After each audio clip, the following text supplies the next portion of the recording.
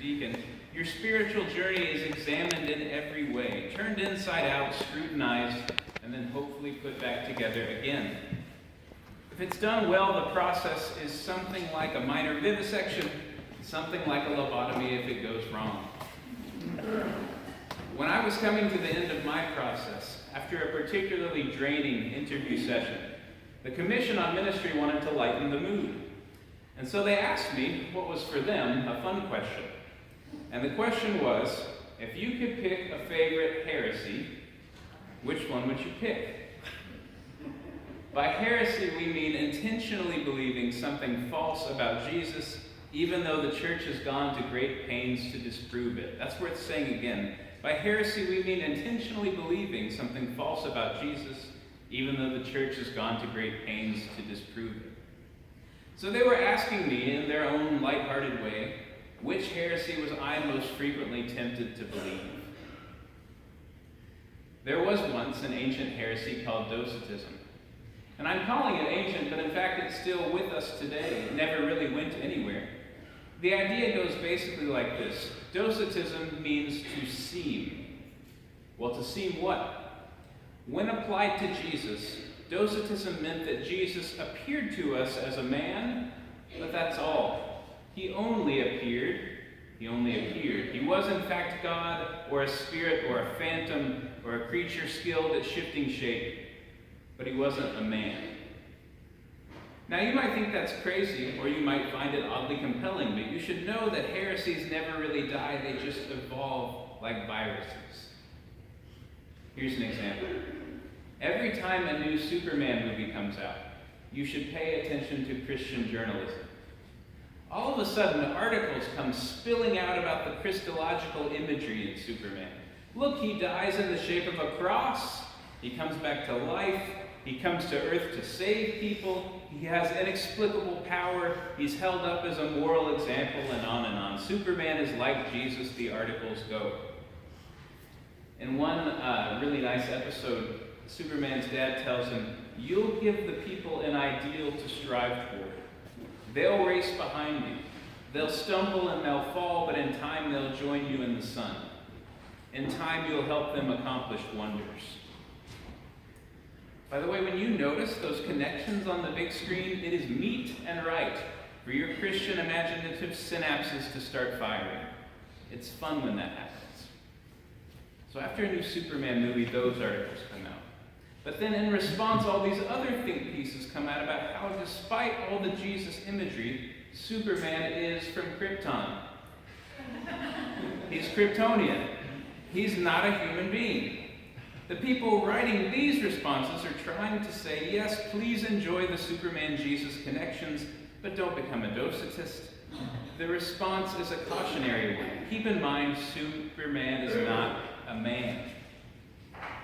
Both of these reactions, the cautionary and the imaginative, are necessary, and at their best, they complement each other. They are, in fact, both true. The early church probably couldn't have imagined that such articles would ever need to be written, but that's the thing about heresies. They never die, they just evolve a little bit. The idea that Jesus wasn't really a human being, that he wasn't really a man, is perhaps the heresy that most obviously tempts us when we engage today's gospel reading. You can take it out in your bulletin and follow along with me right now. We're going to be sticking fairly closely to the text. After his baptism, Jesus, full of the Holy Spirit, returned from the Jordan and was led by the Spirit into the wilderness. He ate nothing during all those days, and when they were over, he was famished. It's in this state of very human physical weakness that the devil chooses to arrive. That should be a clue for us, friends. When we're weak, when we're tired, when we're hungry, when we're in a place of emotional turmoil, the temptations for us to break God's law will become more severe. What's the devil up to here? His same old tricks, basically.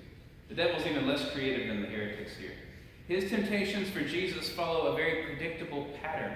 They're the same ones the ancient Hebrews faced during their own journey in the desert. If you're the Son of God, the devil says, command this stone to become a loaf of bread. When the ancient Hebrews went on their own wilderness journey after Egypt, the same thing happened to them.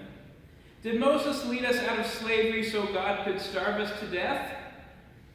When you've just been saved out of Egyptian slavery, but you're wandering through the desert without any food, you might too wonder if it was all just a cruel joke. God gives them the manna bread, tells them only to take as much as they need, and yet the people take hordes and hordes of the stuff, and it breeds maggots and mold. Don't think this sort of thing doesn't happen today. Now the problem isn't hoarding per se, but the acquisition process itself. Retail therapy, anyone? Hoarding isn't necessarily the problem for us, since so many of our goods are cheaply made by wage slaves with obsolescence built in from their corporate taskmasters. So now, we just acquire and acquire and acquire things and things and things to stave off the existential dread of boredom.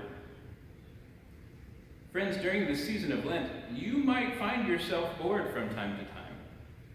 To be honest with you, my internet use is pretty indiscriminate. I'm on the internet all the time, and so I've decided to give it up for Lent with the exception of email. To make this easier, I deleted the internet browser off my phone. Do you know how boring a red light is? When you don't have any internet on your phone? Boredom is really okay, though. Boredom frees us up to do all sorts of other things that we've been neglecting due to our constant need for entertainment. And this is especially the case here in the church. The Mennonite theologian Melissa Florer-Bixler says this. She says, "It's okay to sometimes feel bored even in church. If you feel bored, rejoice. You're in one of the only spaces in capitalist society that isn't trying to align perfectly with your desires." I think she's onto something. Like the ancient Hebrews, the temptation to hoard and acquire is in fact the mistaken belief that something else can nourish our souls better than a relationship with God can. But Jesus will succeed where his people fail.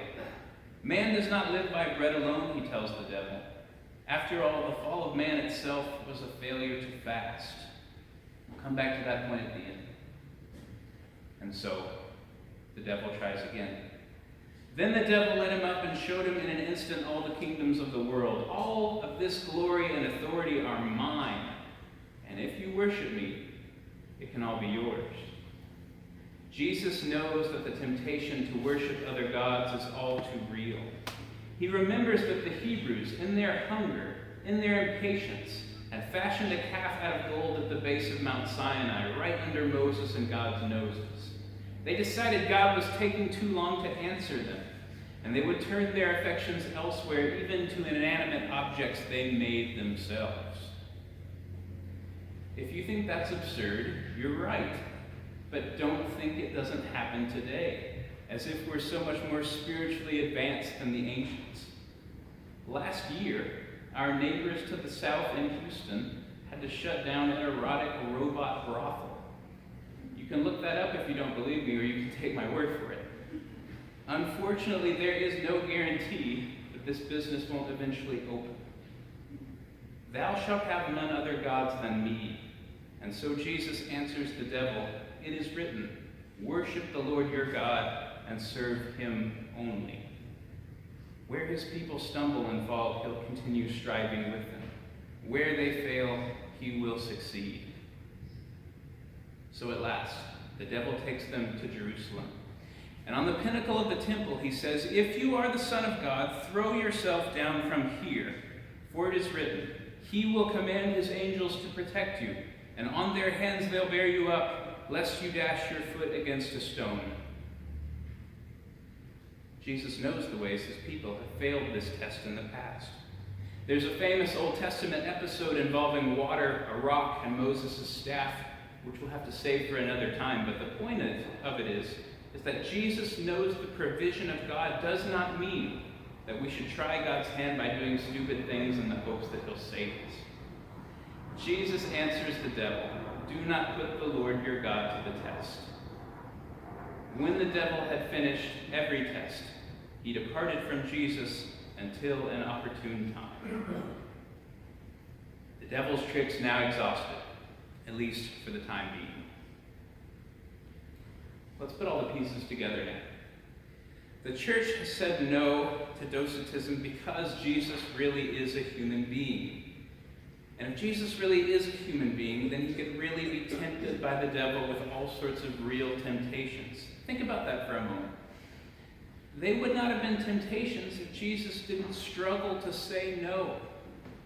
They weren't really temptations if Jesus didn't think, at least for a moment, what if I did do that? Really being human means really being tempted. Jesus is for us a compassionate priest. And in Jesus, we don't have a priest unable to sympathize with our weaknesses. Because he's been tempted like us in every way, and yet he didn't give in. In this season of Lent, we take up new disciplines of our bodies. We don't give things up because the things are evil in and of themselves, but we give things up in order to practice the resistance to the devil that Jesus here embodies. It's easy for me to sit back and complain that our society is too consumerist, that now we look for sacraments at the mall or on Amazon.com since all malls have now closed. It's easy to complain about an overindulgent society, but for this critique to have any weight, the critics themselves must be fasting. The cure for prudishness is not libertinism, it's fasting. The cure for libertinism is not prudishness, it's fasting. The fall of man itself was a failure to fast. In the primeval garden, Adam's desire for food overpowered his reason. But through Christ the Logos, the reason and the power of God, this failure can be reversed in our lives. Adam leaves the garden for the desert. Jesus will leave the desert for the garden. He'll succeed where his people failed. And in the power of the Holy Spirit, we too can share in that victory over the very old, very predictable schemes of the devil. If our God-given reason is to steer our appetites, and not the other way around, Christians must learn to say there's a time for feasting and for fasting, especially now as we enter the season of Lent. Since this will be difficult, and we know that going into it, let us then draw with confidence toward the throne of grace, that we may receive mercy and find grace and help in time of our need. Now we come to share in Jesus' victory over temptation. No temptation has overtaken us except that which is common to all people. We should take courage in that. God is faithful. He won't let us be tempted beyond our ability. With the temptation, he will also provide a way of escape, that we may be able to endure it. With the temptation, a way of escape so that we can endure it. Now, whatever you do, please don't hear that as, God won't give you anything more than you can handle. That's not real theology, that's a dumb bumper sticker. Sometimes you will feel so utterly burdened beyond your strength that you despair of life itself. That's to make you not rely on yourself, but on God who raises the dead. God will certainly give you more than you can handle. And with the temptation, he'll provide a way of escape. My dad once told me something unusually poignant after he got back from a movie theater. He had just seen The Passion of the Christ, and he told me, you know, I always thought that because Jesus was God, that the whole cross thing didn't hurt him too much. But it did hurt him. He was God, but he was also a man. Jesus being a real human being, that's good news for us. We don't have a priest who is cold, remote, unempathetic. We have a priest who's endured temptation and was able to overcome it through fasting and obedience to his Father. He's given us his Spirit now so that we may do the same. In the name of the Father, the Son, and the Holy Spirit.